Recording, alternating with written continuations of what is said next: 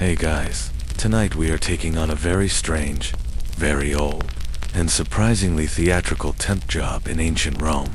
It's a career path that required a specific skill set, the ability to produce convincing tears on demand, a flair for dramatic wailing, and a general acceptance of being paid to look profoundly sad. Now, a small disclaimer, you probably wouldn't survive this, not the job, which is relatively safe, but the environment. The water had a bit of a lead problem. The apartment buildings were famously prone to collapsing or catching fire, and public health was more of a vague suggestion than a system. So, you'd likely be a goner within a week. But tonight, we're built differently. We're time-traveling professionals, so, before you get comfortable, take a moment to like the video and subscribe, but only if you genuinely enjoy what I do here. Your support helps me keep making these quiet little journeys into the past. And if you feel like it, drop a comment with where you're listening from and what time it is there. It's always fascinating to see where these stories land.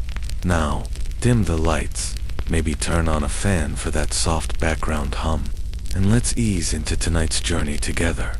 The first thing you notice is not the light, but the sound. A low, persistent hum from the street 4 floors below, the sound of a city that never truly sleeps. It's the gentle rumble of cartwheels on stone, a distant argument over the price of figs, the clatter of wooden shutters being thrown open. This is Rome, and the morning has already begun without your permission. You pulled the rough wool blanket a little higher, a futile gesture against the cool air seeping through the unglazed window of your small room in this towering apartment block. This insula. The air carries the familiar morning scents, baking bread from the shop on the corner, wood smoke, and the less romantic but ever-present aroma of a million people living very, very close together. A sharp, insistent knock on your door cuts through the morning haze. It's not the friendly rap of a neighbor. This is the knock of business. You swing your legs off the low-slung bed, your feet meeting the cool, uneven floorboards. You don't bother with sandals. You wrap a simple tunic around yourself and slide the bolt on the door. Standing there is a man you don't know, but whose type you recognize instantly. He is a household slave, dressed in a clean, well-maintained tunic that marks him as belonging to a family of some means. He looks uncomfortable, his eyes darting around your sparse, single room as if he's afraid the poverty might be contagious. He's clearly from a different part of the city, one of the grand homes, or domus, on the Palatine Hill, a world away from your crowded neighborhood in the Suburra. He clears his throat, holding a small wooden tablet. "You are the praefica?" he asks, his voice low and formal. "A professional mourner. It's a title you've earned over many years, and many funerals." You don't smile, it's bad for business, but you give a solemn nod. "The master of my house, the noble Lucius Cornelius Scipio, has passed into the care of the gods." The messenger intones, his delivery his family requires the services of 4 respected praeficae for the pompa The procession will be held tomorrow, beginning at the 2nd hour. You listen, your mind already working. Lucius Cornelius Scipio. The name is important, a sign of old money and significant public standing. This won't be a small affair. It will be a grand, theatrical procession through the heart of the city, designed to remind everyone of the family's power and history. For you, that means a long day of hard work, but also good pay. It's a well-known fact in Rome that a grand funeral is one of the most important status symbols a family can invest in. Forgetting to hire professional criers would be like throwing a lavish dinner party and forgetting the wine. It would just look cheap.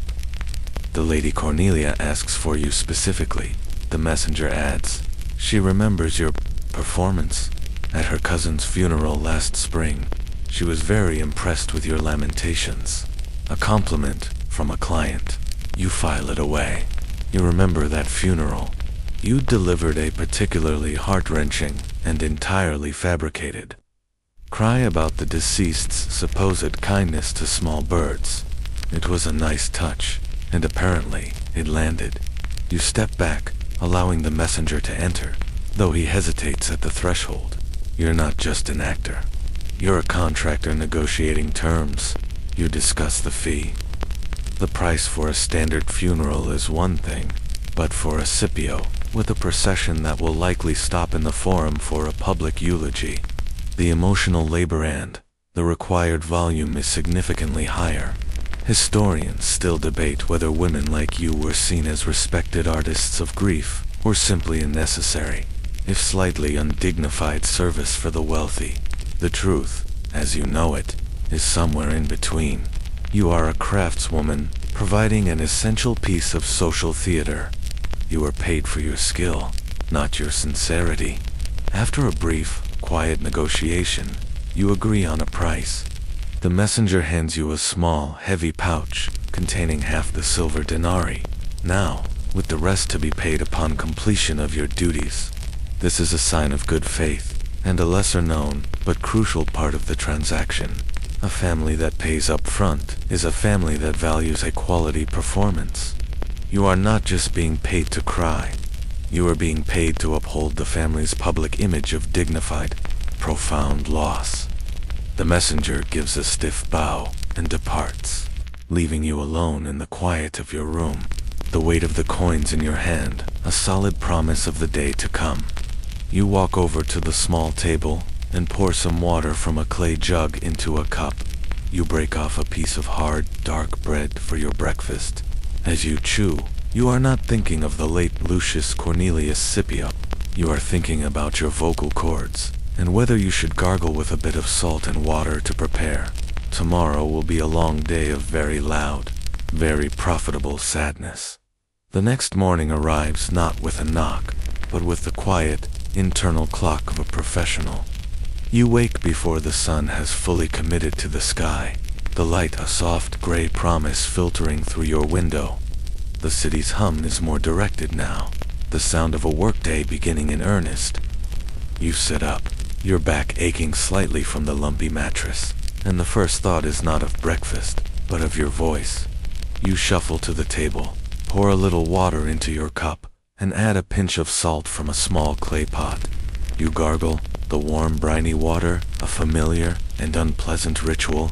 It's a necessary discomfort, a small sacrifice to ensure your instrument is ready for the long day of lamentations.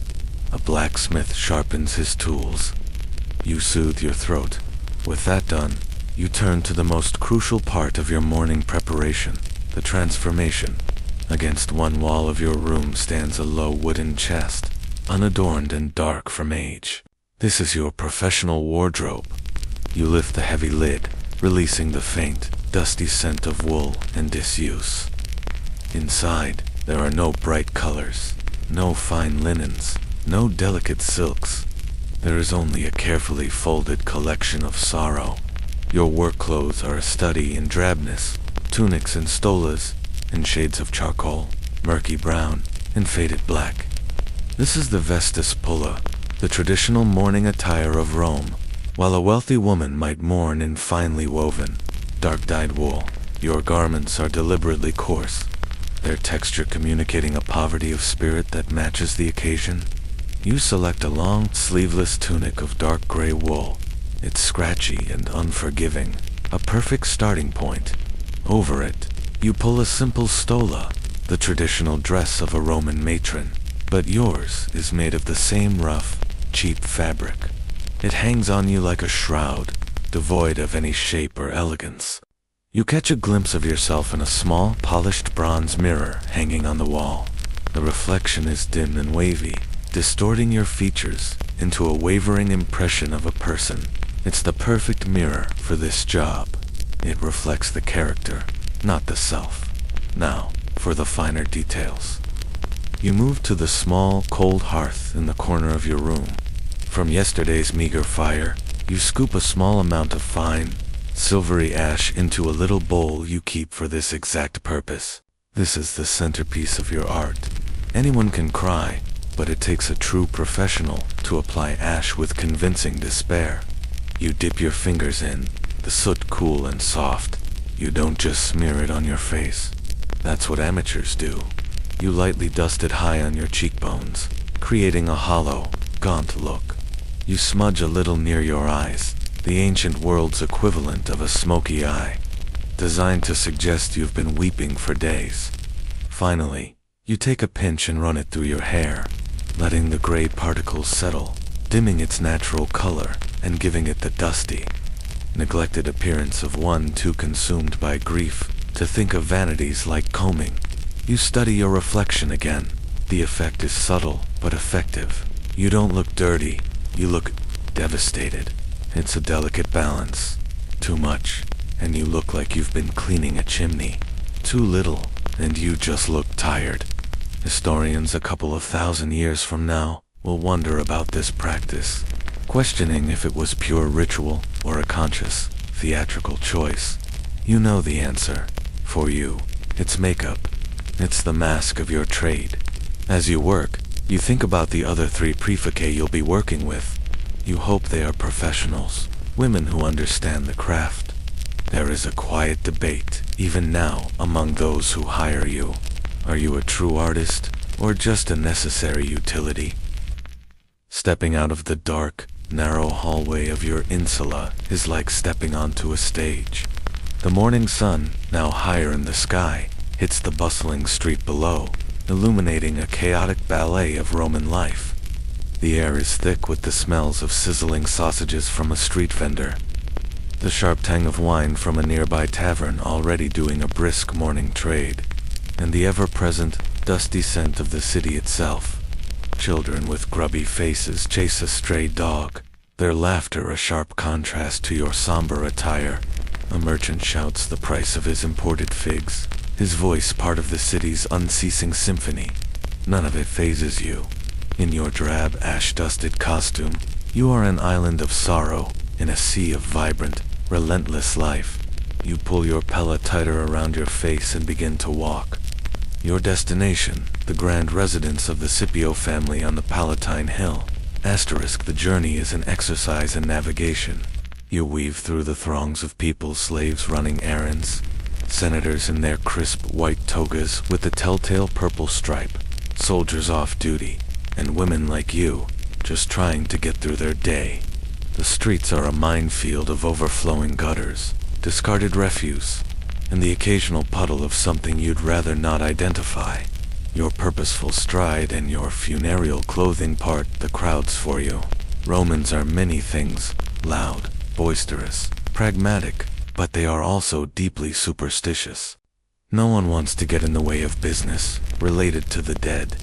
They give you a wide berth. Their gaze is a mixture of pity, curiosity, and a touch of fear. They don't know you're an actor. They see a woman engulfed in grief, and they respectfully step aside. This is an unintended, but welcome, perk of the job. As you leave the cramped, noisy alleys of the Subura and begin the ascent up the Palatine Hill, the character of the city changes dramatically.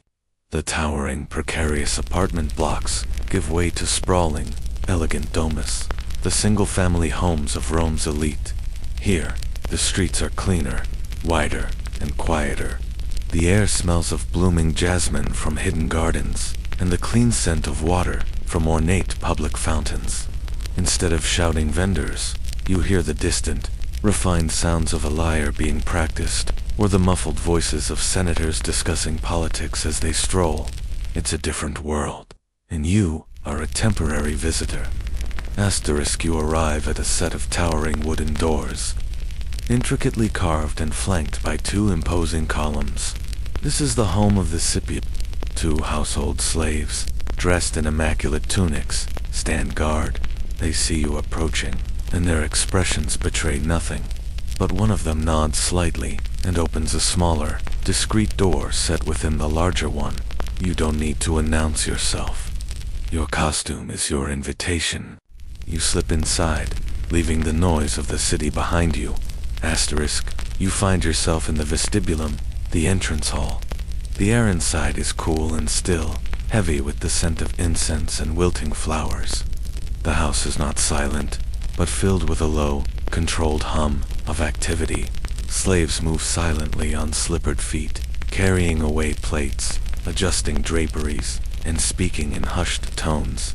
Everything is organized, efficient, and profoundly somber. This is grief as a well-managed project, a far cry from the raw, chaotic mourning you sometimes see in your own neighborhood, where sorrow spills out into the street in a wave of genuine, unrestrained emotion. Here, grief is curated. A woman, her face drawn and pale, but her robes impeccably arranged, approaches you. This is the Lady Cornelia, the widow. She is the one who hired you. She looks you up and down, her eyes lingering for a moment on the ash on your cheeks. She gives a small, almost imperceptible nod of approval. You have understood the assignment. Welcome praefica, she says, her voice a low, melodic whisper. The others are in the atrium. She gestures for you to follow, and you walk behind her, your rough wool dress a stark contrast to her fine, dark silk. You pass through a short corridor and enter the atrium, the central heart of the Roman home. It is a vast, open space, with a square opening in the ceiling, the compluvium allowing a column of sunlight to illuminate the center of the room. Directly beneath it, a shallow pool, the impluvium, catches the light and any rainwater that might fall, but today, the light is subdued. Dark cloths have been draped over the opening, casting the entire room in a somber, theatrical twilight. In the center of the atrium, on an ornate funeral couch called the lectus funebris, lies the body of Lucius Cornelius Scipio. He is dressed in his finest toga, his face serene, a single coin placed on his tongue to pay Corin, the ferryman of the underworld. Surrounding the couch are the other 3 mourners you'll be working with. You recognize them. There is Gaia, a woman whose wail is legendary for its sheer lung power. There is Marcella, who specializes in a more subtle, weeping form of grief. And there is Amarantha, known for her dramatic, chest-beating laments.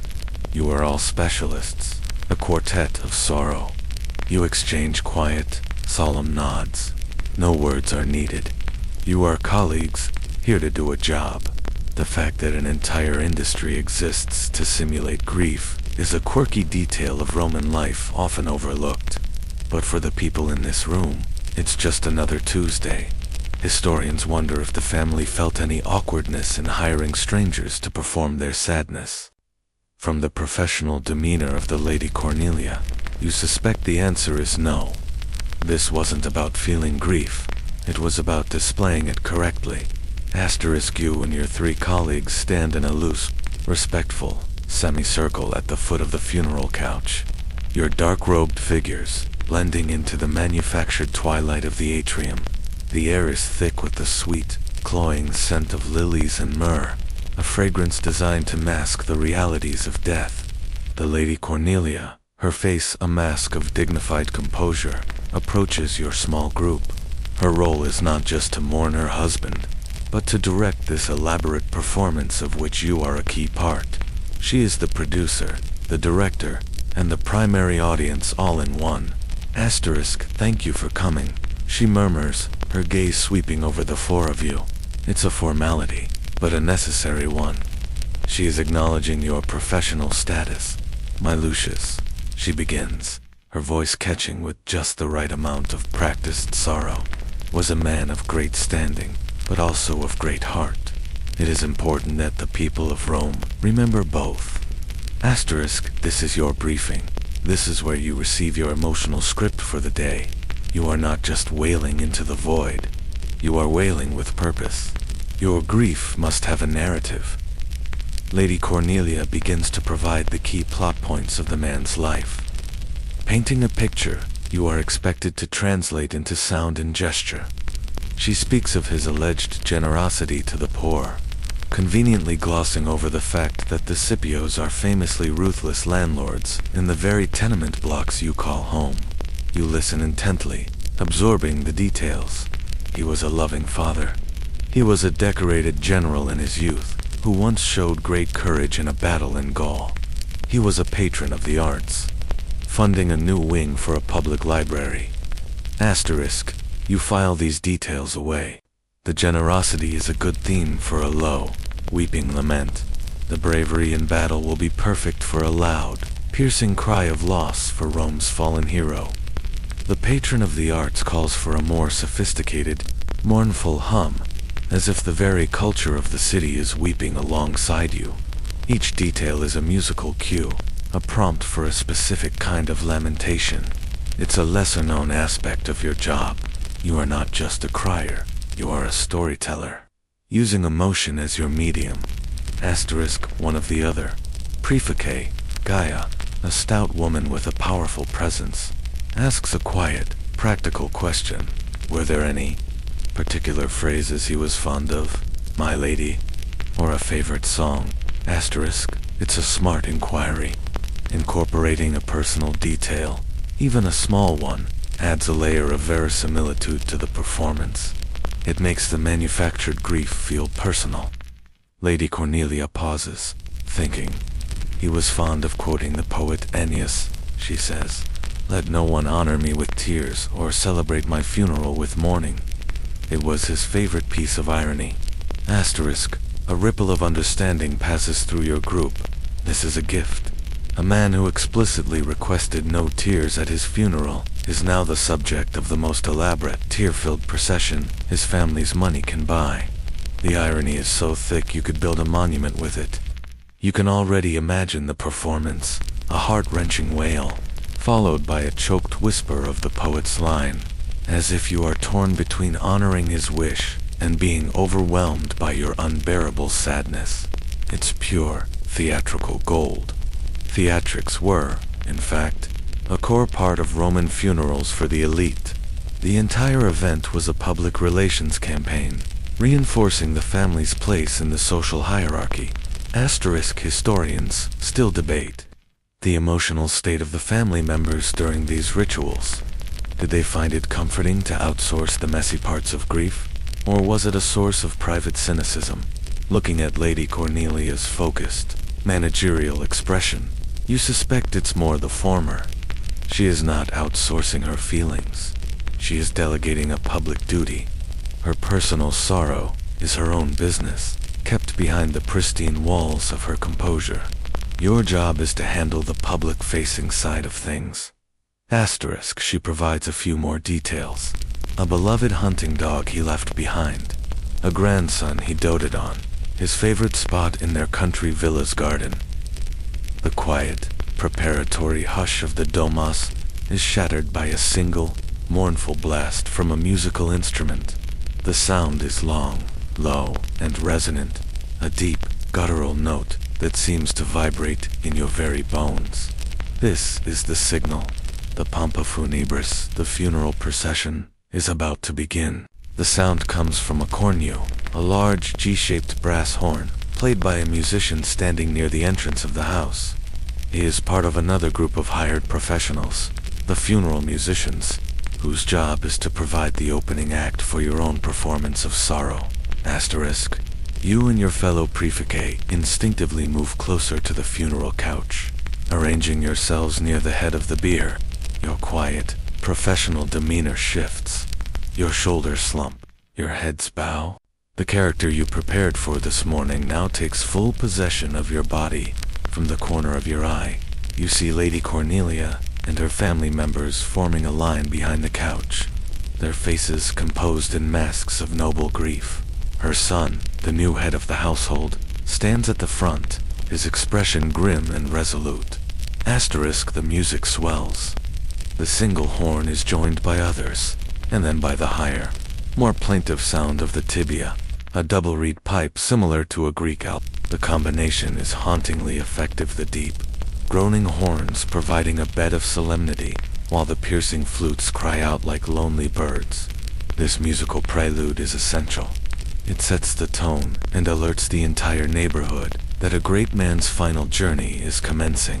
For a family like the Scipios, this wasn't just noise. It was an announcement of status, a quirky but true fact of Roman life was that the size of your musical ensemble for your funeral was a direct reflection of your wealth and importance. A poor man might get a single, lonely piper. Lucius Cornelius Scipio has a full brass and woodwind section. Asterisk 8, strong male pallbearers. Household slaves, chosen for their strength and uniform height, move to the funeral couch. With practiced, silent efficiency, they lift the heavy bier onto their shoulders. The movement is smooth, almost graceful. As they lift him, that is your cue to begin. It starts not with a wail, but with a low, collective moan. The sound rises from the four of you, a soft, sorrowful hum that harmonizes with the low notes of the horns.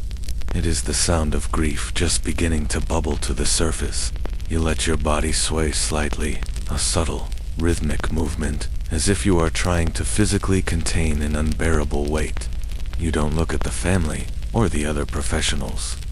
You focus your gaze on the still, toga-clad figure on the couch. Your target and your inspiration. The procession begins to move. Slowly, ceremonially, the pallbearers carry the bier out of the atrium, through the vestibulum, and toward the open doors of the domus. The musicians lead the way, their mournful tune echoing through the grand house. You and the other praeficae walk directly behind them, flanking the funeral couch. Behind you, the family follows. A silent chorus of black-robed figures. As you step out of the shadowy coolness of the house and into the bright, warm sunlight of the Roman street, the sensory experience is overwhelming. The sudden light is blinding after the gloom of the atrium, and you have to squint. A gesture that conveniently looks like you are fighting back tears. The music, which was loud inside, now seems to fill the entire street, bouncing off the stone walls of the neighboring mansions. People have stopped what they were doing. A group of children who were playing with hoops and sticks now stand silently by the side of the road, their eyes wide with a mixture of awe and fear. A senator, on his way to the curia, pauses and removes his head covering as a sign of respect. This is the moment your performance truly begins. As the procession makes its slow way down the Palatine Hill, you escalate your sounds of grief. Your low moan deepens into a soft, rhythmic sobbing. You bring a hand up to your face, covering your eyes, your knuckles pressed hard against your brow in a classic pose of despair. You don't need to force tears. The sun is bright, the air is dusty, and your eyes water naturally. You just have to channel it. You listen to your colleagues, synchronizing your efforts. Gaia, to your left, lets out the first true, cry, a sharp, high-pitched wail that cuts through the music like a knife. It is perfectly timed, coming just as the procession turns onto a wider, more populated thoroughfare. It's a signal to the city. Listen, and behold our sorrow. Marcella, on the other side, answers with a series of gut-wrenching, realistic sobs. Historians sometimes question the sincerity of these displays, but they often miss the point. Sincerity was irrelevant. The performance of grief was a public duty, and you are its diligent civil servants. Your job is to make the public feel the family's importance, and you do it through the universal language of loss. You keep your own contribution controlled for now. You are pacing yourself. You let out a soft, shuddering breath, a sound of someone trying and failing to be strong. You are laying the emotional groundwork for your big moment. Later the Unius quote, "For now, you are part of the chorus, building the symphony of sorrow note by painful note, as the grand, slow-moving spectacle of the Scipio funeral begins its deliberate, theatrical journey through the heart of Rome. The sun warms the dark wool of your dress, and you know it will be a long, hot, and emotionally exhausting day. But it's what you do. It's your art."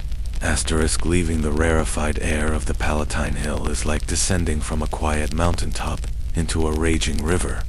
The procession flows down into the valley where the Roman Forum lies, and the carefully curated solemnity of your parade collides head-on with the raw, chaotic energy of the city.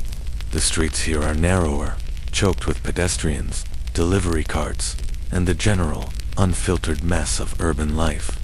Your job now requires a new skill: split focus. You must maintain your performance of profound sadness while simultaneously navigating a treacherous obstacle course. Asterisk the music of the cornu and tibia is no longer a haunting melody, filling a quiet street. It's a solemn soundtrack, fighting to be heard over the din. A butcher, his hands and apron stained with blood, yells at a supplier about the price of pork. A group of construction workers repairing a fountain shout instructions to each other. The smell of jasmine and incense from the procession mingles unpleasantly with the aroma of fried fish from a pop-up food stall and the sharp, ammonia-like scent of a nearby public latrine. You breathe through your mouth, a subtle adjustment that also happens to make you look as though you are gasping with grief. Every challenge is an opportunity for method acting. Asterisk you keep your eyes fixed forward, your gaze soft and unfocused, as if you are lost in a fog of sorrow. But your peripheral vision is sharp. You see the uneven cobblestone just before you step on it, adjusting your stride without breaking character. You notice the wheel of a heavy ox cart, laden with amphorae of wine, getting dangerously close to the edge of the procession. The pallbearers, professionals in their own right, navigate it with a slight, almost imperceptible shift to the left. You and your fellow mourners mirror their movement in perfect synchrony. A flock of grieving birds, asterisk a small child, no older than 5, breaks away from his mother and darts out into the street, chasing a bouncing ball directly into your path. For a split second, your focus breaks. Your instinct is to stop, to reach out, but you can't. You are a figure of untouchable sorrow. Before you have to react, the child's mother snatches him back, her face a mixture of terror and apology. She bows her head as you pass, whispering a prayer for the dead man. The public respects the procession, the pompa funebris, as a sacred event. This is a widely accepted fact of Roman social conduct. Interrupting a funeral procession was considered deeply unlucky and disrespectful. Your solemnity is your shield. Asterisk this public reverence is your greatest tool. People stop, they make way. The cacophony of the street doesn't cease, but it develops a channel of relative quiet around you. The shouting butcher lowers his voice as you pass. The construction workers pause, leaning on their tools, their expressions momentarily somber. For a few minutes, the death of one rich man imposes a fragile, temporary peace on this small slice of the city. Asterisk. This is where your performance becomes less about nuance and more about projection. Gaia, true to her word, unleashes a powerful, sustained wail as you pass a particularly crowded intersection. Her voice soars over the street noise, a beacon of audible grief. It's not just a sound, it's a tool. It turns heads. It makes people stop and ask, who has died? And the answer will ripple through the crowd. Lucius Cornelius Scipio. The family name is repeated, their status reaffirmed. This is the entire point of the exercise. Asterisk, you add your own layer to the soundscape. You don't try to compete with Gaia's volume. Instead, you begin a low, rhythmic chant, muttering the name Lucius. Lucius, over and over again, your voice thick with manufactured emotion. It's a hypnotic, personal touch that contrasts with the grand, impersonal wails. It suggests an intimate, personal loss, drawing the onlookers closer into the narrative you are all weaving. Asterisk. As the procession continues, its slow, deliberate march toward the forum, you feel a shift in your own focus. The external challenges of navigating the chaotic streets begin to fade into a dull background hum. Now, you turn your attention inward, to the core of your craft, the technical mastery of public wailing. This is not about feeling sad. This is about engineering the sounds of sadness with the precision of a musician. For a praefica, your body is your instrument, and you are its virtuoso. You begin by controlling your breath. Every wail, every sob, every choked gasp is born from the diaphragm. You take a long, slow, almost invisible breath, filling your lungs completely. Amateurs make the mistake of breathing from their chest, which produces a thin, reedy cry that can't be sustained and quickly leads to a sore throat. You know better. Your breath is your power source, and you manage it with an miser's care. Your first contribution to this new phase of the performance is a classic of the genre, the ascending cry of disbelief. You start with a low, guttural moan, a sound that seems to rise from the very earth. You let it build slowly, a crescendo of sorrow. You picture a specific, tragic image from the script. Lady Cornelia gave youth a beloved hunting dog waiting by the door for a master who will never return. You channel this imaginary scene, letting the sound in your throat swell, rising in pitch until it becomes a sharp, piercing cry that hangs in the air for a moment before you cut it off with a theatrical, shuddering gasp. It's a performance of two parts, the wail itself and the equally important, dramatic silence that follows. Next, you move to physical expression. Your hands, which have been clenched into tight fists, now fly up to your head. But you don't actually pull your hair. That is a rookie mistake, one that leads to genuine pain and a very unprofessional-looking bald patch. Instead, you artfully tangle your fingers in your already disheveled ash-dusted locks, creating the illusion of hair pulling. You rock your head back and forth, your face contorted in a mask of anguish.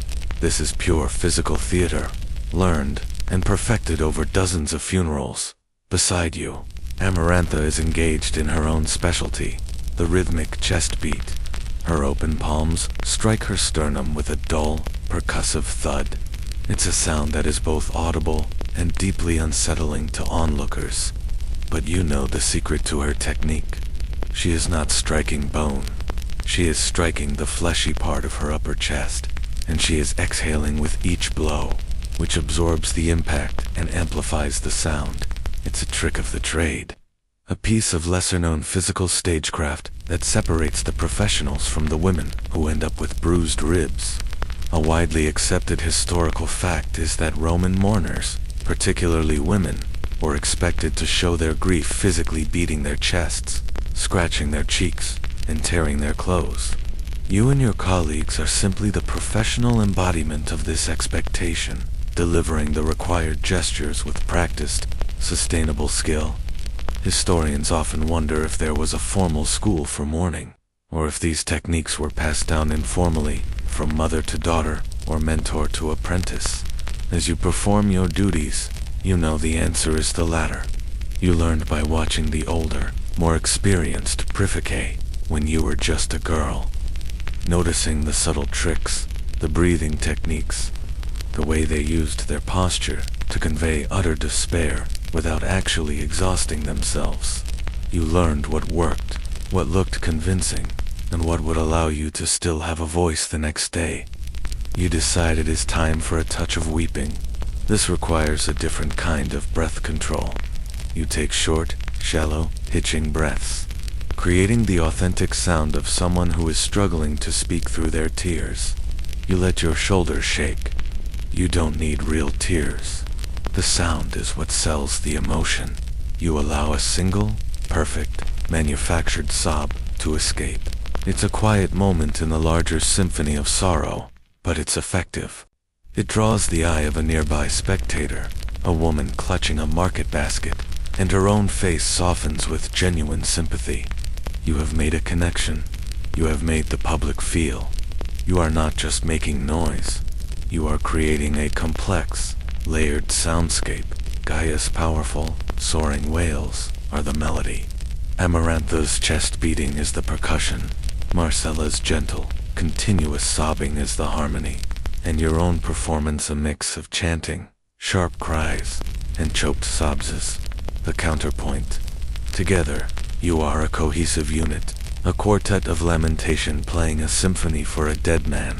Your work is both an art and a science, a strange and specific profession born from Rome's deep-seated need to turn private grief into a very, very public spectacle. The sun beats down on your dark robes, but you feel a strange, cold focus.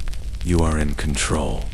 You are a master of your craft. As the procession snakes its way closer to the forum, a new and deeply strange element is introduced, one that elevates the funeral from a mere parade of sorrow into a surreal and ghostly pageant. From a side street, a group of men emerges and silently joins the procession, walking just ahead of the bier and your quartet of mourners. They are actors, like you, but their role is even more peculiar. Each man wears a full-face wax mask, a startlingly lifelike death mask known as an imago. These are not generic masks of sorrowful faces. These are the faces of the Scipio family's most illustrious ancestors. You watch as they take their places. There is the unmistakable, stern visage of Scipio Africanus, the hero who defeated Hannibal. There is the hook-nosed, severe face of a long-dead consul, and the surprisingly gentle features of a great-grandfather who was a famous jurist. Each actor is also dressed in the regalia appropriate to the ancestor he is portraying: a general's purple-bordered toga, a senator's robes, a magistrate's attire. They walk with a slow, dignified gait, their masked faces staring blankly ahead. It's a parade of ghosts, a silent, waxy delegation from the underworld, come to escort their descendant on his final journey. The effect on the crowd is immediate and profound. A hush falls over the onlookers, a new level of awe and reverence. They are not just witnessing a funeral. They are witnessing a visual representation of Roman history. The inclusion of these imagines was a privilege reserved for the oldest and most noble patrician families, a powerful and widely understood statement of lineage and prestige. It was the ultimate display of social standing, a reminder to everyone that the Scipios didn't just appear yesterday. They were woven into the very fabric of the Republic. Your role, and the role of your fellow praefica, subtly shifts in the presence of these silent, waxy ancestors. Your grief is no longer just for the man on the bier. You are now mourning the loss of a link in this great, historical chain. Your wails take on a new, more epic quality. You are not just weeping for Lucius. You are weeping for the accumulated history and gravitas of his entire bloodline. You adjust your performance accordingly. You look from the face of the dead Lucius on the couch to the impassive wax face of his great-grandfather, the famous general. You stretch out a hand as if in supplication, a gesture of appeal to the ancestors. See how your great line is diminished. You cry out, your voice cracking with practiced emotion. It's a line you improvise, inspired by the bizarre spectacle before you. It's a good line. You hear Gaia pick up on the theme, letting out a wail that seems to speak of centuries of loss. A lesser known, and slightly comical, detail of this practice involved the actors themselves. These were not high-status performers. They were day laborers, hired for their heightened build to match the ancestor they were supposed to represent. Historians debate whether these men felt the gravity of their role, or if, beneath the stoic wax masks of Rome's greatest heroes, they were simply bored, hot, and thinking about the free meal they were promised after the ceremony. You suspect the latter. From the corner of your eye, you see one of the ancestors, a man portraying a famous orator from 2 centuries ago, subtly scratch his nose from underneath the edge of his mask. It's a small, human moment that reminds you that this entire, grandiose spectacle is a carefully constructed illusion, powered by ordinary people like you. The procession now has 3 distinct layers of performance. At the front, the musicians provide the solemn, continuous soundtrack. In the middle, the silent, ghostly ancestors provide the historical weight and visual spectacle.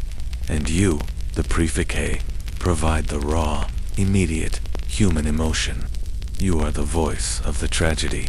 You are the bridge between the silent dead and the living onlookers.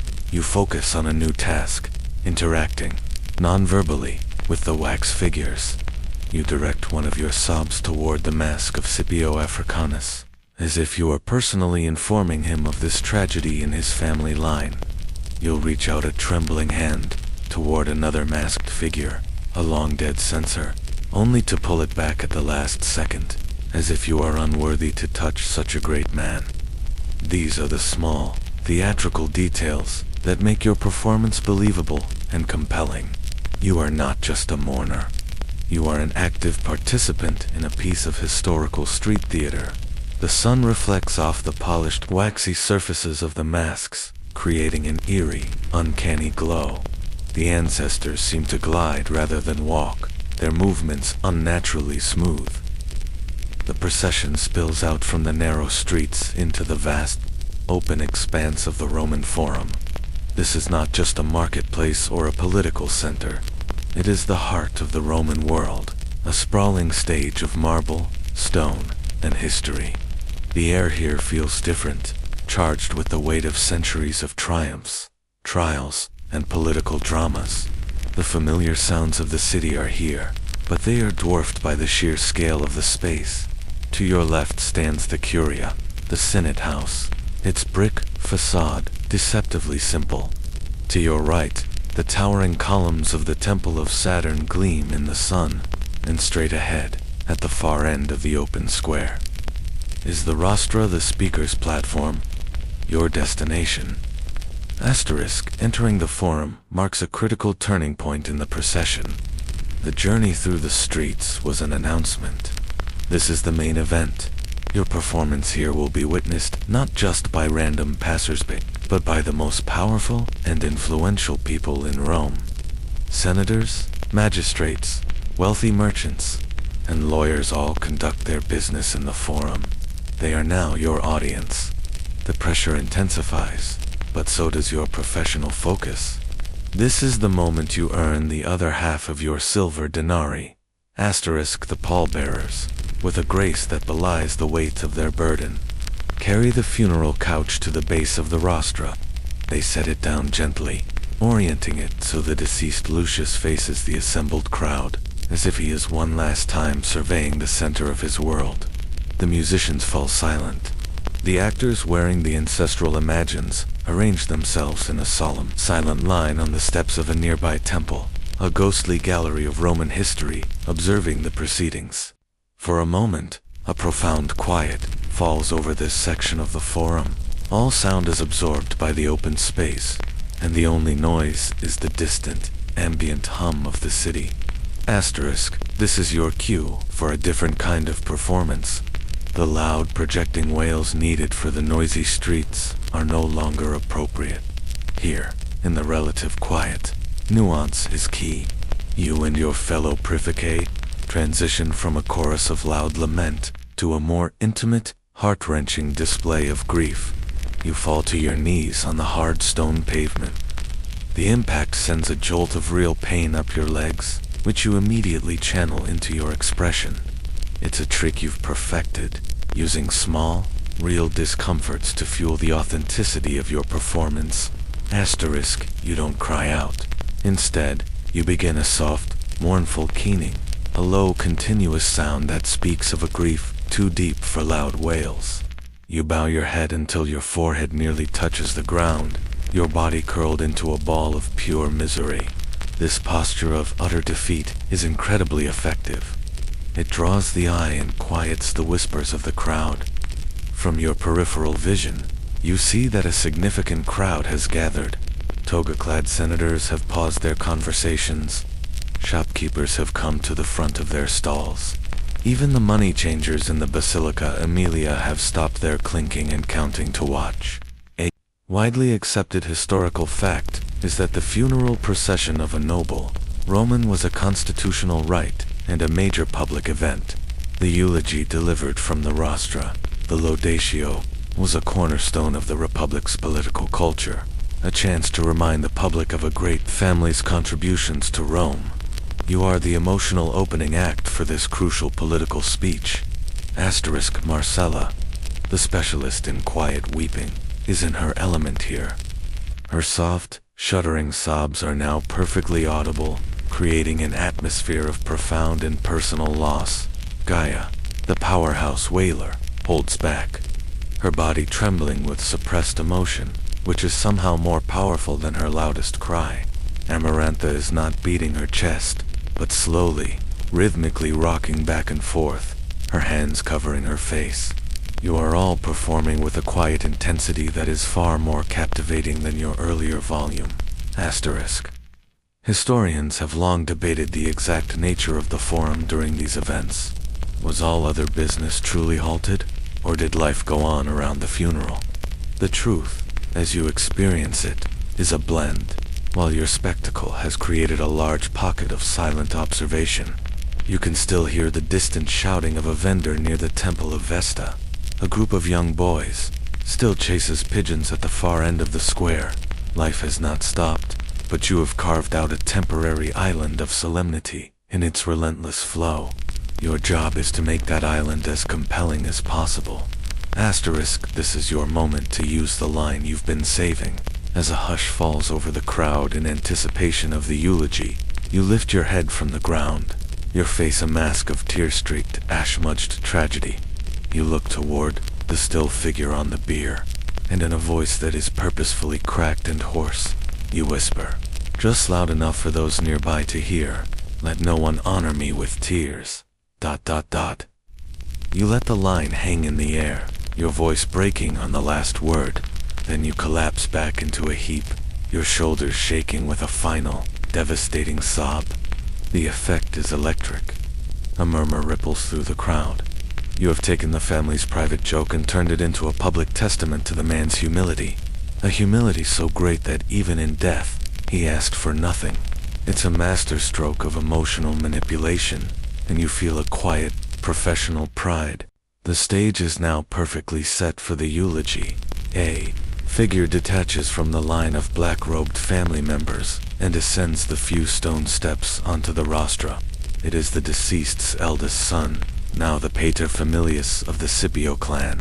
He is a man in his prime, his face etched with a mixture of genuine sorrow and the heavy burden of new responsibility. He is dressed in a simple, unadorned dark toga, the picture of filial piety. He walks to the center of the platform, the very same spot from which Cicero and Caesar had addressed the Roman people, and turns to face the crowd. A deep silence settles over the forum, the anticipation palpable. Asterisk, your role now undergoes another subtle but crucial transformation. You are no longer the main performance. You are the emotional backdrop, the living, breathing soundtrack to the speech about to be delivered. Your job is to react, to punctuate, to amplify the eulogy with your carefully calibrated expressions of grief. If the son is the lead actor, you are the supporting cast, and your performance must serve to elevate his. Asterisk as he begins to speak. His voice, clear and steady, rings out across the silent square. He starts not with his father's accomplishments, but with his personal qualities. My father, Lucius Cornelius Scipio, he begins, his voice catching slightly on the name, was, above all, a kind man. Asterisk, this is your cue. At the mention of the word kind, you and Marcella let out a soft, synchronized sigh of sorrow. It's a gentle sound, but in the quiet of the forum, it's deeply effective. It's the sound of shared memory, of a kindness that is now lost to the world. You keep your head bowed, but you angle your face just enough so that the audience can see the fresh tear you've just managed to squeeze from the corner of your eye by squinting hard. Asterisk, the son continues, his speech moving on to his father's public life. He speaks of Lucius's early military career, recounting a tale of bravery during a campaign in Germania, where he supposedly saved his legion's standard from being captured. As he reaches the climax of the story, the heroic moment of rescue Gaia, the master wailer lets out a single, piercing cry of loss. It's not a wail of sadness, but of pride and tragedy combined. It's the sound of Rome mourning one of its fallen heroes. The timing is impeccable. It lands exactly at the end of the sentence, like a tragic exclamation point, driving the emotional impact of the story home. Asterisk, your job requires active listening. You are not just waiting for pauses. You are listening to the emotional content of the words themselves. When the son's speech turns to his father's role as a senator, describing his wisdom and his dedication to the Republic, your reaction becomes one of quiet, dignified solemnity. You stop your soft sobbing and simply kneel, your posture one of deep respect for the great statesman. This shows the crowd that your grief is multifaceted. You are mourning the man, the hero, and the pillar of the state. Asterisk, a widely accepted historical fact is that these eulogies, or laudations, were as much a political tool as they were a tribute. They were an opportunity for the family to remind the public of their history of service and to position the next generation, in this case, the son, as a worthy successor. The son is not just memorializing his father, he is introducing himself to the Roman political stage. Your emotional performance helps legitimize his words, making the family's claims of virtue and public service feel emotionally resonant and true. Asterisk, there is a debated aspect to your role during the eulogy. Some historians wonder if praeficae were sometimes given specific cues by the family, a subtle hand signal, a prearranged cough to time their most dramatic outbursts for maximum political effect, as the son delivers a particularly pointed remark about his father's famous opposition to a rival political faction. You notice Lady Cornelia, still standing at the foot of the rostra, briefly touch the silver pin on her shoulder. It's a tiny, almost imperceptible gesture, but it's the signal. In perfect unison, you and the other three praeficae let out a low, angry-sounding groan, a sound of bitter injustice. The crowd murmurs. The political point has been subtly underlined with a stroke of emotional color. Asterisk.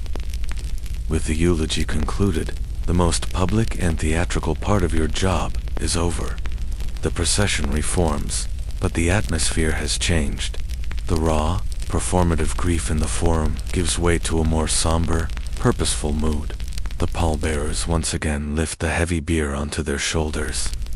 The musicians, who had been silent, raise their instruments, but the music they play now is different. It's a slower, more monotonous drone, a dirge meant not for performance, but for travel. The actors wearing the ancestral imagines fall back in line, their waxy faces impassive as ever. The crowd in the forum begins to disperse, their moment of shared public mourning over, returning to their bartering, their lawsuits, and their politics. Asterisk, you and your fellow praeficae rise from the hard pavement, your knees aching. The physical act of getting up is slow and stiff, a movement that you don't have to fake. It adds to your character, the mourner, physically weakened by the weight of her sorrow. You find your place once more, flanking the funeral couch, and the great slow-moving organism of the procession lurches back into motion. Your path now leads you away from the monumental heart of Rome, toward the city limits. Asterisk, you are heading for one of the great roads leading out of the city, like the Via Appia. This is because of a fundamental law of Roman life and death, a widely accepted historical fact, codified in the 12 Tables. Rome's earliest law code was the strict prohibition of burial or cremation within the pomerium, the city's sacred religious boundary. The world of the dead had to be kept physically separate from the world of the living. To bury a body inside the city was not just illegal, it was a sacrilege, an act of profound pollution. Asterisk, as the procession moves out of the forum and onto the streets, leading toward the city gates, the character of the urban landscape changes once again. You leave the marble and travertine of the city center behind, and the streets become more functional, lined with workshops, warehouses, and the towering insulae that house the bulk of Rome's population. This is a landscape you know well. It's closer to your own neighborhood. The crowds here are different too. They are less awestruck, more accustomed to the sight of funeral processions heading out of the city. They part for you respectfully, but with a certain pragmatic wariness. Death is a common sight on these roads. Asterisk, your performance must adapt to this new environment. The intense, focused grief of the forum is no longer required. Your role now is to maintain a steady, simmering atmosphere of sorrow for the long walk ahead. You switch from dramatic outbursts to a low, continuous moaning. It's less vocally taxing, but equally important. It serves as a constant, audible reminder of the procession's solemn purpose. preventing it from dissolving into just a group of people taking a long, hot walk. The sun is higher now, approaching midday, and it beats down relentlessly. The dark wool of your robes soaks up the heat, and you feel sweat trickling down your back. The dust kicked up from the street coats your throat, and you are grateful for the salt water you gargled this morning. This part of the job is an endurance test. It is a slow, hot, dusty walk, and the key is to maintain your character even as physical discomfort sets in. You see one of the younger pallbearers grimace as he shifts the weight of the beer on his shoulder. You see one of the musicians wipe a bead of sweat from his brow with the back of his hand. You are all professionals, enduring the heat for your pay. Historians often debate the exact routes these processions took, as they were rarely recorded. Did they choose the most direct path, or did they meander through specific neighborhoods to display the family's importance to a wider audience? For a family like the Scipios, it was likely the latter. The route feels deliberately long, designed to pass by key landmarks and busy neighborhoods. A final tour of the city for the deceased and a final reminder of his family's presence. As you walk, a lesser-known curious feature of the Roman landscape comes into view. You pass a small, unassuming shop with a wooden sign carved with the image of a body on a bier. This is the office of a libitinarius, a professional undertaker. He is your rival, in a sense. He offers a full-service funeral package, providing the beer, the incense, the musicians, and even mourners if the family didn't want to hire specialists like you directly. You and your colleagues look down on the mourners provided by the libitinary. They are generalists, jacks of all trades. You are artisans. You are the elite, freelance talent, hired for the A-list funerals. A quiet, professional pride keeps your posture straight, despite the heat and fatigue. Finally, you see it ahead, one of the great gates of Rome, the Porta Capena perhaps, a massive stone archway marking the edge of the city proper. Passing through it feels like crossing a tangible boundary. The moment you step beyond the gate, you have officially left the city. The noise seems to drop by half. The dense crush of buildings gives way to a more open landscape.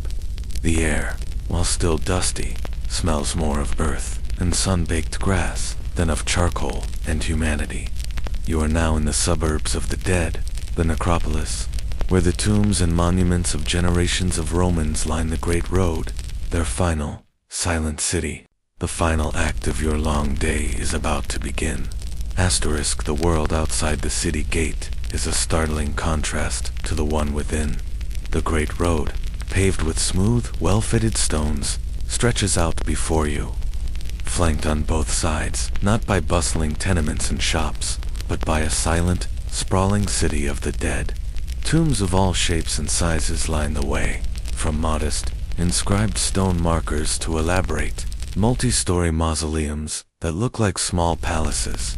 This is the necropolis, the final resting place for generations of Romans. The air is quieter here, the only sounds being the mournful drone of your procession's musicians, the rhythmic shuffle of feet on stone, and the whisper of a hot breeze through the cypress trees that dot the landscape. The procession continues for some distance along this road, a slow-moving river of black flowing through a valley of silent, white stone. The actors carrying the ancestral imagines seem even more ghostly in this setting, their waxy, impassive faces echoing the sculpted portraits adorning the grander tombs. They look like they belong here, among the dead. The family members follow, their pace unchanged, their expressions hidden in the shadows of their hoods. This final leg of the journey is a somber pilgrimage, a transition from the world of the living to the threshold of the underworld. Your role in this final act is to bring the performance to its ultimate climax. The steady, simmering grief of the long walk must now build into a final, overwhelming explosion of sorrow. This is what the family has paid for, a cathartic, theatrical release at the very end. You feel a renewed sense of focus. The fatigue from the long walk is still there, but adrenaline begins to mix with it. The finish line is in sight. After another quarter of a mile, the procession turns off the main road and follows a smaller path to a designated clearing. In the center of the clearing is the focal point of this final ritual, the pyre. It is a carefully constructed square of wood, stacked several feet high, with a flat space on top. It looks less like a bonfire and more like a rustic altar. The air here is heavy with the smell of dried pine and pitch. The pallbearers approach the pyre and, with immense care, lift the funeral couch from their shoulders and place it reverently on top of the wooden structure. Lucius Cornelius Scipio now lies in state upon his own funeral pyre, his still form silhouetted against the bright afternoon sky. This is the moment. The musicians fall silent. The family gathers in a tight, somber semicircle. Everything becomes very still, very quiet. It is the held breath before the final, terrible act. You and the other praeficae move to the very edge of the pyre. You are no longer performing for the city of Rome, but for this small, intimate audience of family members and ancestors, and, in a strange way, for the man on the pyre himself. Your grief must now be personal, raw, and unrestrained. Gaia begins. She throws her head back and lets out a wail so full of anguish and power that it seems to shake the very air. It is the sound of absolute, final loss. Amarantha, true to her specialty, begins to beat her chest with a frantic, desperate rhythm, her earlier restraint completely abandoned. She scratches at her cheeks, not enough to draw blood, as that would be unhygienic and unprofessional, but enough to look convincing from a few feet away. This was a historically recorded practice, and your art lies in the simulation. You choose a different approach. You fall to your knees again, but this time you crawl forward, your hands outstretched toward the pyre, as if you are trying to physically stop what is about to happen. Master Lucius, do not leave us. You cry, your voice a ragged, broken plea. You are using the lines and themes provided by Lady Cornelia, bringing the narrative full circle. You speak of the loyal dog, the grieving grandson, the unfinished poems. You are painting a final, desperate picture of the life that is about to be turned to ash. The son, the new paterfamilias, steps forward. He holds a torch in his hand, in a gesture that is both solemn and deeply ancient. He averts his gaze. It was considered improper to watch the moment of ignition and extends the torch to the base of the pyre. The pitch-soaked wood catches instantly. A whoosh of sound and a blast of heat wash over you as the flames erupt, climbing the sides of the pyre with astonishing speed. The heat from the pyre is intense, a dry baking wave that makes the air shimmer. The roar of the flames has replaced your wails as the dominant sound, a hungry, crackling noise that consumes wood and memory alike. You remain on your knees for a few moments longer, holding the final pose of utter desolation. It's a crucial part of the performance, the quiet, exhausted aftermath. It allows the emotional chaos of the climax to settle, giving the family a moment to transition from the public spectacle of grief to their own private mourning. Slowly, as if every joint in your body aches with sorrow, you push yourself to your feet. Your colleagues do the same, a silent, coordinated movement. The four of you form a small, dark-clad group, your faces smudged with ash and theatrical despair, your professional duties fulfilled. You do not look at the family. You do not look at the roaring pyre. Your focus is now on the discreet figure who has approached your group. It is the same household slave who knocked on your door what feels like a lifetime ago. He is holding a small but heavy-looking leather bag. His face is as impassive as ever, but his eyes avoid yours. Dealing with the theatrical mourners is a necessary but perhaps slightly awkward part of his duties. He approaches Gaia, as she is the most senior and respected among you, and holds out the bag. From the Lady Cornelia, he murmurs, his voice barely audible over the crackling fire. "For your excellent service." Gaia takes the bag with a slow, solemn nod. There is no smiling, no expression of thanks. The transaction is conducted with the same gravity as the funeral itself. This is not a tip. It is the final settlement of a professional contract. She opens the bag and, with practiced fingers, quickly and efficiently counts the silver denarii inside. She confirms the amount is correct, then divides the coins into 4 equal piles in the palm of her hand, passing your share to you. You close your hand around the coins. They are cool and heavy, a stark, solid reality in a day filled with illusion and performance. You can feel the raised profile of the Emperor's head on one, the smooth, worn surface of another. This is the tangible result of your labor. It's the rent for your room in the insula. It's the price of bread, olives, and wine for the next few weeks. It is the reason you gargled with salt water, the reason you walked 4 miles in the hot sun, the reason you screamed until your throat was raw. It is the sound of survival. You slip the coins into a small, hidden pocket sewn into the inside of your tunic. The weight of them against your leg is reassuring. With the business concluded, your little group gives a final, unified, and shallow bow toward the family. It is a gesture of departure, a formal end to your services.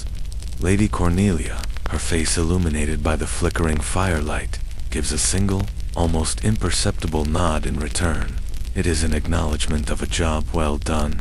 The contract is officially terminated. And just like that, the mask of the praefica is removed. It's not a sudden change, but a slow, subtle release of tension. The slump returns to your shoulders, but it is no longer the posture of performative grief. It is the simple, honest slump of exhaustion. The sorrow drains from your face, leaving behind a blank, tired expression. You are no longer a vessel of public mourning. You are just a woman who has finished a long and difficult day at work. A lesser-known quirk of your profession is this very transition. One moment, you are the embodiment of tragic loss. The next, you are just another laborer, heading home.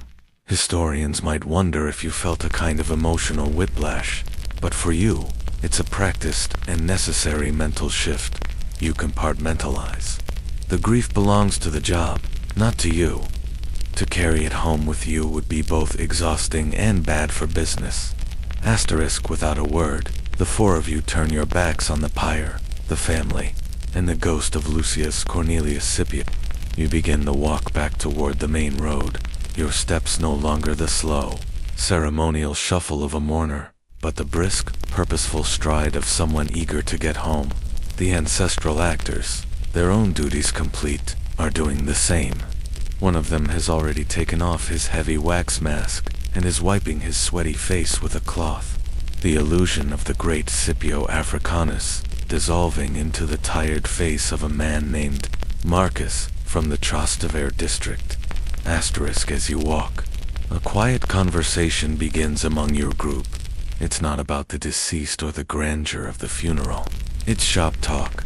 The acoustics in the forum were excellent today, Gaia notes. Her voice no longer a wail, but a low, raspy contralto. Did you see the look on Senator Pisah's face when you did the Ennius line? Marcella asks you with a hint of a smile. I thought he was going to applaud. You allow yourself a small, weary smile in return. The signal from Lady Cornelia was a nice touch, very political. You are colleagues debriefing after a successful project. You'll discuss the quality of the musicians, the heat of the day, the fee you might charge for the next big political funeral. The sorrow is gone, packed away with the character you played. All that remains is the mundane reality of the job, the camaraderie of shared craft, and the satisfying weight of a pocket full of silver denarii. The walk back to the city is a mirror image of the journey out, but the entire feeling has been inverted. You are no longer part of a slow-moving, solemn spectacle. You are just for women in dark clothing, walking at a brisk pace, blending into the flow of late afternoon traffic on the Via Appia. The sun, now beginning its slow descent in the western sky, casts long shadows from the tombs that line the road, making the necropolis feel even more like a silent, sleeping city. The heat of the day is beginning to break, replaced by a gentler, golden light. Asterisk, without the beer, the music, and the ancestral actors, you are anonymous again. People heading out of the city, merchants with empty carts, travelers heading to their country villas, soldiers marching to a new posting pass, you buy without a second glance. The magic circle of reverence that surrounded the procession has vanished. You are no longer untouchable figures of sorrow. You are part of the mundane, ebb and flow. The change is a relief. The constant public scrutiny was exhausting, and the return to invisibility feels like taking off a heavy cloak. Asterisk, your conversation, which started with the debrief of the day's performance, now drifts to more ordinary topics. Gaia complains about her landlord, who is refusing to fix a leaking roof in her insula. Marcella talks excitedly about a new kind of spiced wine she tried at a tavern near the Circus Maximus. Amarantha worries about her son, who has an apprenticeship with a potter and keeps coming home with clay under his fingernails. You listen more than you talk, the low hum of their voices, a soothing counterpoint to the day's theatrical wails. This is the reality that your strange job funds, leaky roofs, new wines, and children with messy hands. Asterisk, you look at your colleagues as you walk, in your professional capacity. They are instruments in an orchestra of grief. Gaia, the powerful brass, Marcella, the weeping strings. But now, they are just women. Gaia's face, which hours ago was a mask of epic tragedy, is now relaxed, her brow furrowed in concentration as she calculates the cost of a new roof tile. Amarantha, who had been beating her chest with rhythmic despair, now uses her hands to gesture emphatically as she describes her son's latest ceramic creation. The transformation is complete and absolute. Asterisk, a widely accepted historical fact is that ancient Rome was a city of stark contrasts, of incredible wealth and abject poverty, of monumental architecture and flimsy tenements, of solemn religious rites and bawdy public entertainment. Your day has been a journey through these very contrasts. You started in a cramped dark room in the Subura, traveled to a luxurious mansion on the Palatine, performed on the grandest stage of the Forum, and ended in a field of fire and ash. Now, you are simply on the road home, a tiny moving part of the vast, complex machine of the city. Asterisk, as you approach the city gate once more, the sounds and smells of Rome reach out to greet you.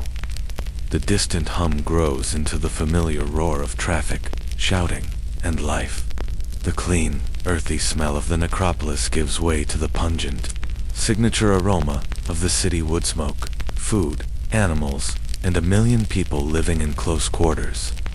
Stepping back through the stone archway of the gate feels like re-entry, like a diver surfacing after a long time in deep, quiet water.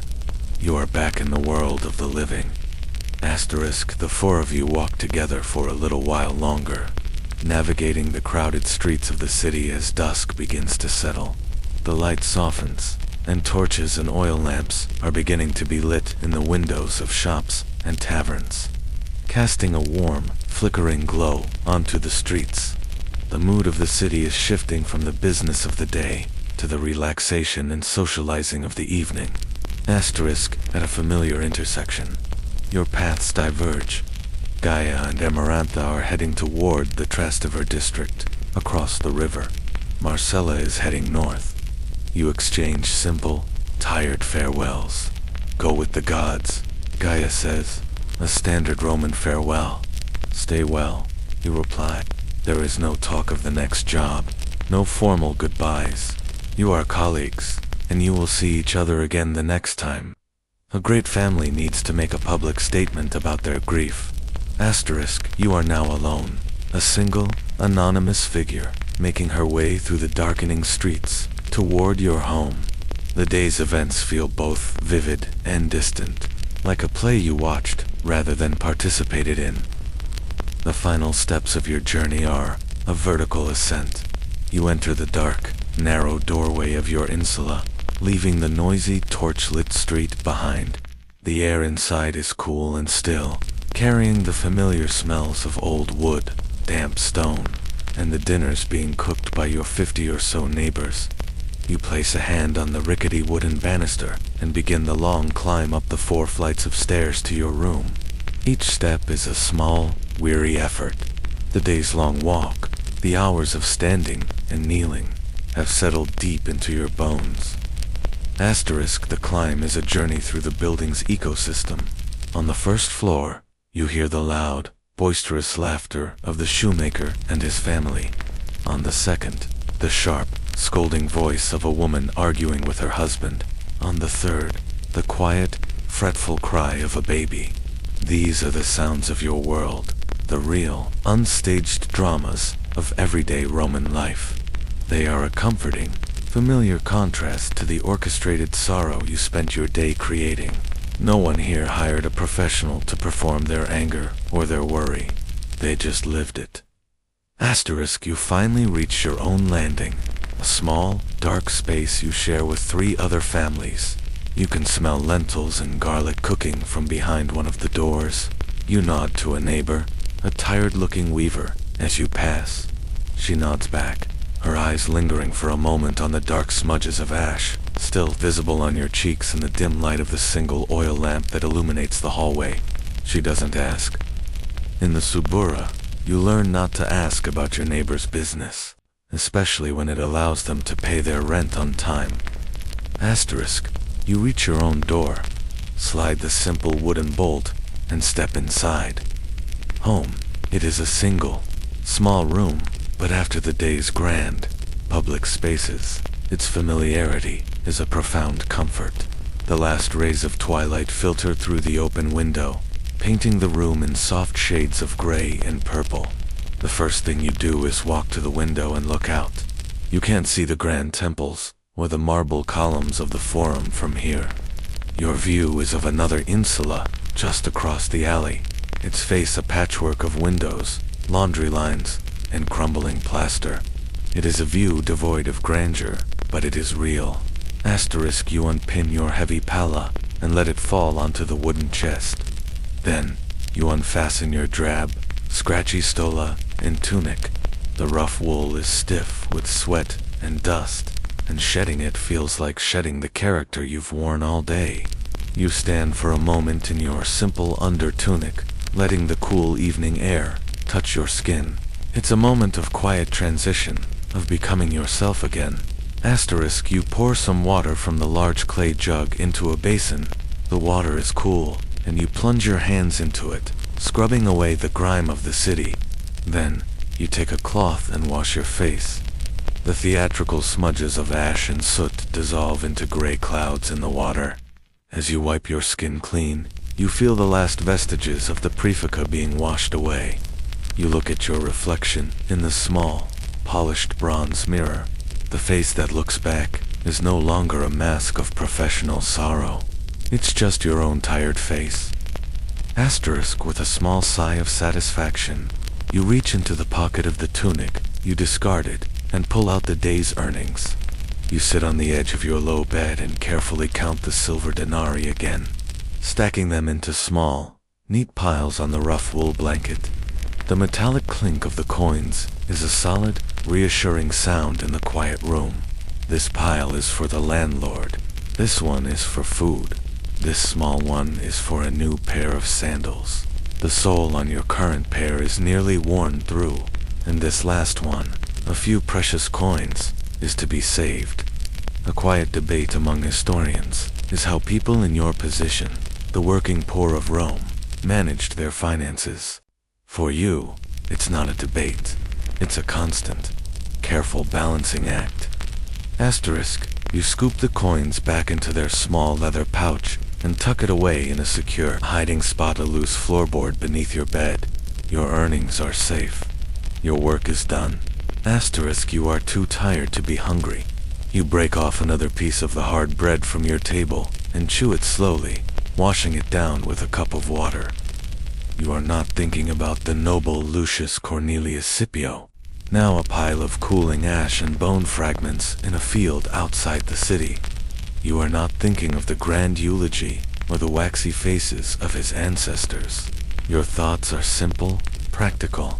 You think about the ache in your lower back. You think about the blissful feeling of lying down. You think about the fact that you do not have to work tomorrow. As full darkness settles over the city. You lie down on your mattress. You don't bother with a lamp. The moonlight is enough.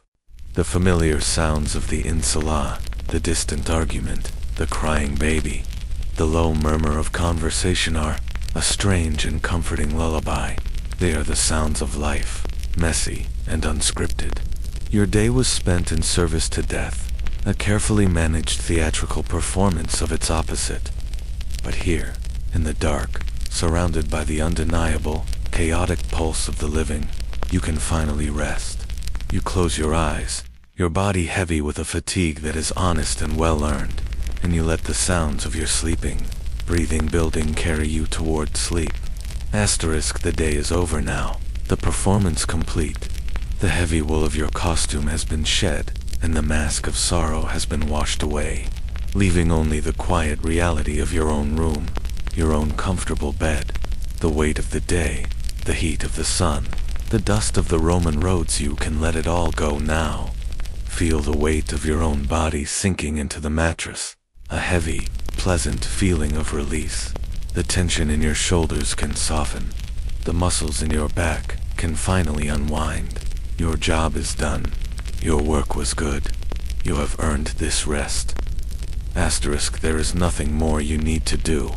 The city outside is quieting down, its relentless energy finally beginning to fade into the deep, soft silence of the night.